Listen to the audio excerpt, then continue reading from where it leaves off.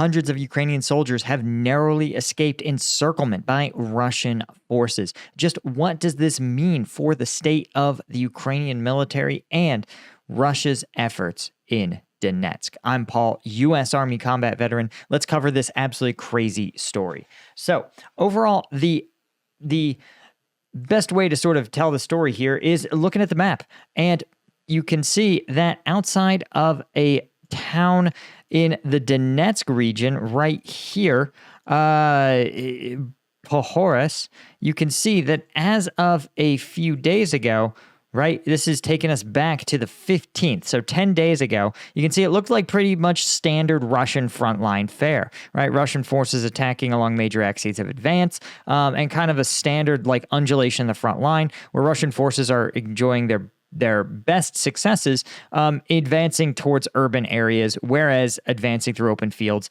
is not really possible for them. But you can see that Russian forces begin to push harder, particularly in this town of Lozuvantetsky, as well as towards Proheres.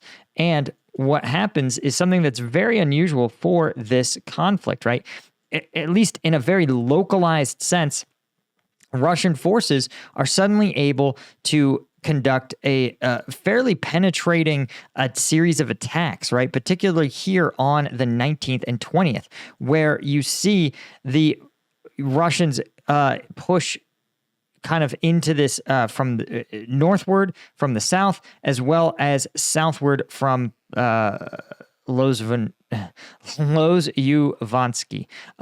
But then what happens is they're able to advance along this roadway, creating only a very small, narrow corridor that Ukrainians control. Now, we know that in the last couple of days, or in the last couple months, rather, Syrskyi, the Ukrainian commanding general, has said they don't fight to the death for any single area. So the idea that Ukrainians are going to hold out or just defend an encircled position is just not in the cards, right? And this is covered by David Axe, who does some pretty good reporting. There is some thoughts that this setback is part of a larger kind of sign that there's some attrition happening within the Ukrainian armed forces. For example, outside of Avdiivka in the recent days, over the course of about a week, a Russian motor rifle regiment advanced 4 miles to the west, which is a rapid advance by the standard of the Ukraine-Russian war. But again, I think this is what he's talking about is south here near Avdiivka, and you can see this kind of push here near Ultradatina, but I don't think this is really all that grand an advance. It's just advances into low stakes, low value areas. But as they roll towards Proheres, a community of about only 100 buildings, the Russian force actually conducted an encirclement, something we haven't seen from the Russians in a long time, because this has been a positional and attritional war, not really a maneuver one. So seeing them conduct any kind of battalion or brigade maneuver is pretty crazy. So they split up, try to create this pincer maneuver, and squeeze the Ukrainian troops stuck in the middle.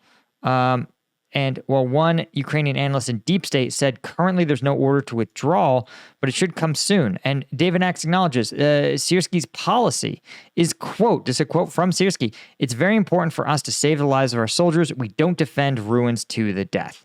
And that's been true, right? We've heard it anecdotally from Sivdiv when he talked about his experience. He's like, I rarely see Ukrainians killed at this point. He's like, I've seen hundreds of Russians killed and can count on one hand the number of Ukrainian troops I've seen killed. And that's because we just are forced, the Russians are the ones who should need to come out of their trenches, take the risk, and try to fight in advance. Ukrainians are content to inflict massive casualties in exchange for minimally meaningful gains, right? Now, what's interesting is the Deep State is saying that this situation became critical because one of the infantry brigades conducted a chaotic withdrawal, right? That may be the 110th Mech or the 111th Territorial Defense Brigade. But again, the Ukrainians aren't necessarily blaming poor soldiers. It's more about the management and organization. But that's kind of six of one, half dozen of the other. As they acknowledge, right, when a poorly managed crew is attacked, it can't hold. And this is a function, probably, the fact that a lot of these Ukrainian conscripts are of a lower quality. They're less motivated. They're less, they desire less to be a part of these units. So much so that the Ukrainian conscript pool is so poor that a lot of units are creating their own recruitment pathways and offering additional incentives to get more motivated soldiers to join up. And so the result is, I think that they're saying, oh, it's because of leadership or organization, but ultimately a skilled and capable unit is oftentimes better organized because those soldiers on the ground don't need as much supervision and guidance and hand-holding. That means that their squad leaders are more capable and forward-thinking. It means that company commanders can focus on big company-wide problems. Everybody gets to look at their field of vision. But when you have poor-performing soldiers, there just needs to be more hand-holding done at every level. And it means that big-picture mistakes, like a failed withdrawal, can easily get compounded. And when we zoom in on Poheres, you can see, this is again the 20th, over this next 5 days, you can see Russian forces really putting the squeeze on the area, trying to advance, really trying to complete this pincer movement. And you can see as of yesterday, they reportedly have completed this encirclement with just a small region left contested. This would normally be considered a critical problem. However, there is reports that these soldiers did make it out in one piece. But before we break that down, if you want to see some of the footage of the fighting, that just dropped today for members on combatvetnews.com, including an absolutely insane, one of the largest Russian attacks that we've seen of the entire year so far, getting absolutely shellacked by Ukrainian forces. And we get to see exactly how Ukrainian tactics are defeating Russian attacks without ever really having to deploy troops to fight them.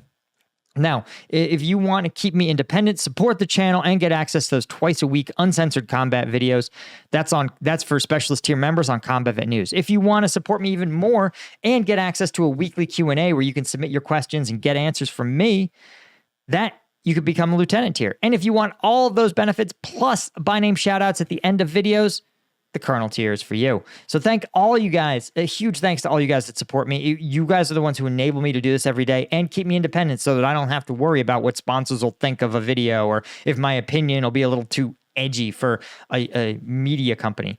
So if you want to join up, you can check the link in the description or go to combatvetnews.com. Okay, so here's the analysis from Deep State. They said actually the unit that was encircled was the 31st Separate Mechanized Brigade, and they managed to escape the encirclement of Russian troops. Again, likely because simply these advances are just not that long-lived, and Ukrainian forces can generally mount a pretty effective defense if they're willing to pour the resources to do so. It's just a question of the juice being worth the squeeze, so to speak. Right? And while Ukrainian command acknowledged that the situation was, quote, tense and difficult, they didn't confirm that any encirclement occurred, right? And so a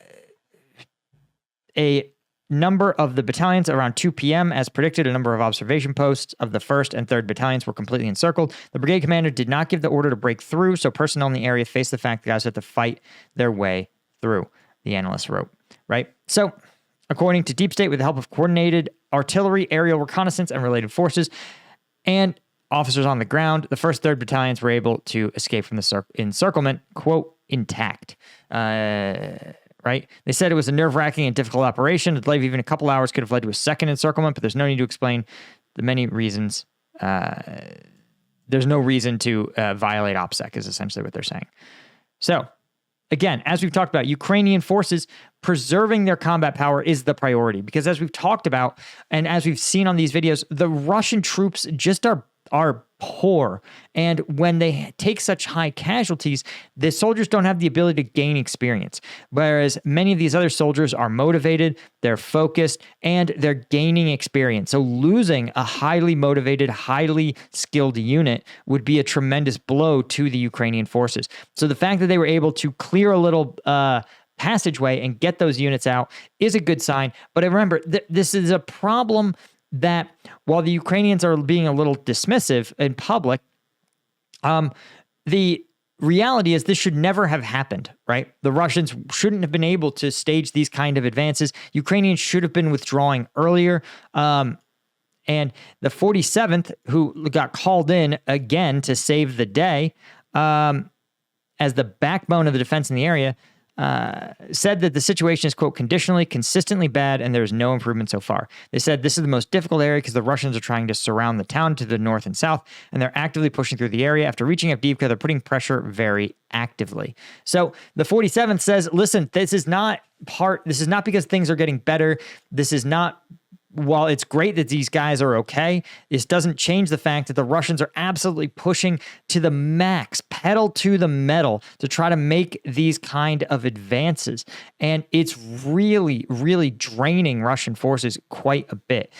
We've talked about the fact that Russia likely engaging in a summer counteroffensive, and that until more U.S. and European aid arrives, it really gets in there and like diffuses into the units. You're going to continue to see these kind of battlefield situations emerge. But again, I point out that when you zoom out, bear in mind that in 2022, all these areas in green flipped control to Ukrainians. And since then, we've still seen very limited advances by Russian forces. Again, not really indicative of any kind of major battlefield situational change.